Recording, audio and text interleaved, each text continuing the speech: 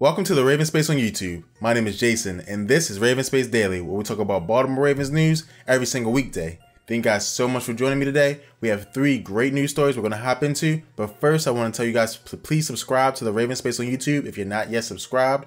Also, a special shout out to our Patreon subscribers, because without you guys, none of this could happen. Thank you guys so much. Again, thank you for joining us today on Monday, and we'll hop right into our 3 news stories of the day. And the first news story comes from Joe Flacco and how he feels about Danny Woodhead being the secret piece that's missing from the Baltimore Ravens.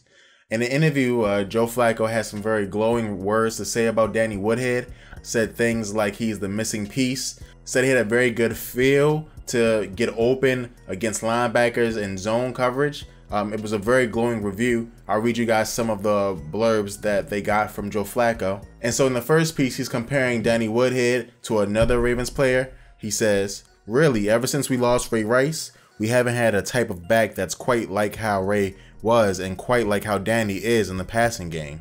They have a very good feel for when they're open and how to get open, how to sit in holes, how to find my eyes, and you can already see that.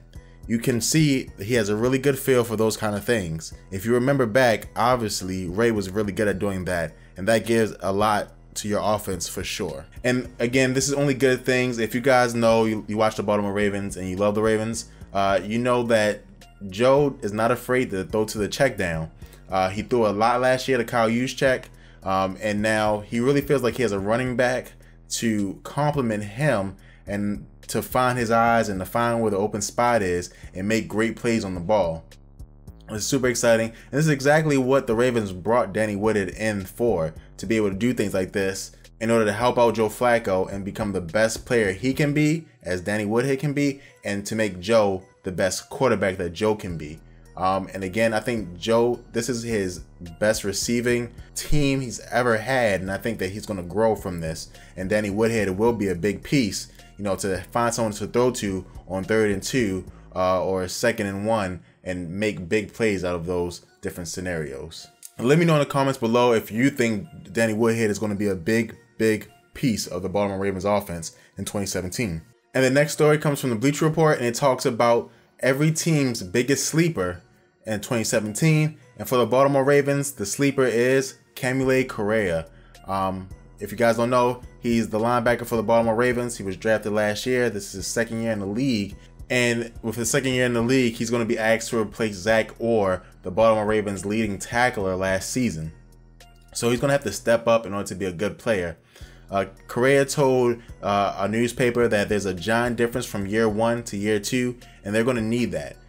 From the little that he did play, he did look good. He looked quick. He looked like a sideline-to-sideline middle linebacker, which Ozzie can find very easily. He's very good at that in the drafting and scouting process. So if Correa steps up, and if he can just fill Orr's void a little bit, I don't think he has to lead the Ravens in tackles. I think CJ Mosley is more than capable of doing that. I think when you have Tony Jefferson on the team, he'll take some tackles as well. So I think that if Correa can just be decent, the Ravens defense will still be able to be the best defense in the league, or one of the best defenses in the league. Again, this is his 2nd year, so hopefully he matures and becomes a player that the Baltimore Ravens fans start to know and love, and he fits well into that 3-4 system that Dean Pease runs. And then the next story is another one from the Bleacher Report, and it talks about the one move that every NFL team should make.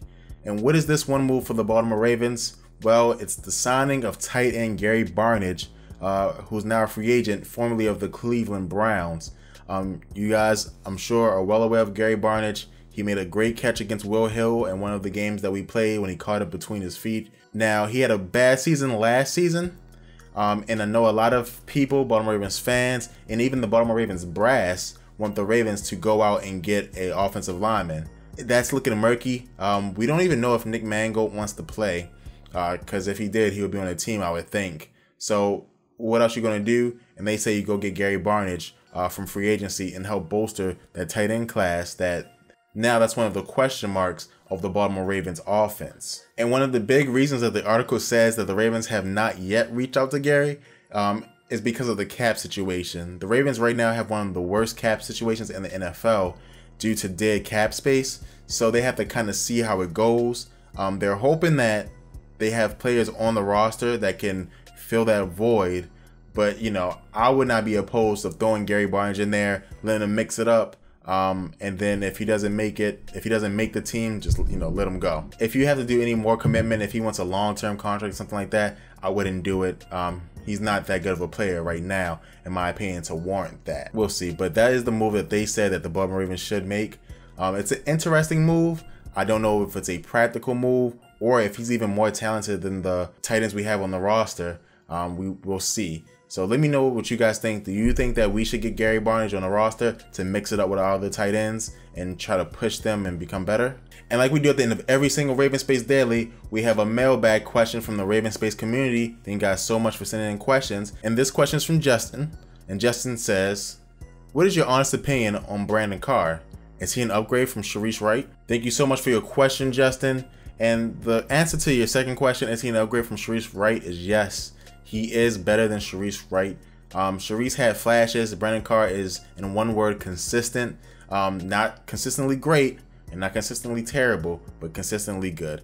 And Brandon Carr isn't a cornerback that you want in your #1 spot, but as a #2 tight end, I think he'll be magic. Covering #2 receivers, I think he'll be very good. He's a physical tight end, and I think that's why the Ravens went and got a Tony Jefferson, who can be another safety to help Eric Weddle back there in situations where he gets beat, because he will get beat because he does like to jump routes. But I do think the Ravens think that he'll help out. I think he'll especially help out in the zone defense. He's a good zone defender, much better zone defender than he is man defender. And I think that he can help the Ravens out. Also, it buys you time to, you know, get Marlon Humphrey, and so you don't have to throw him out against the Wolves, especially in the division where you have great receivers like AJ Green and Antonio Brown. So, you know, I think this is a good plan. I think this is great for the Ravens. I do think Brandon Carr is a B-level corner, 80%, something like that.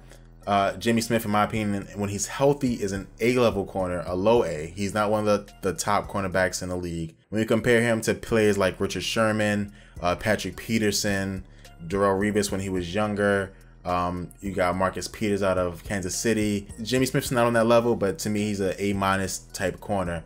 And with an A- corner and a B corner, I think that you can have a great defense, and I think that's what I think Brandon Carr is a B corner. He's not great. You should not give him a lot of money, but at his age right now, the Ravens got him at a great deal, and I'm happy that how the contract is structured. So I think this is a good move. I think Brandon Carr is better than Sharice Wright.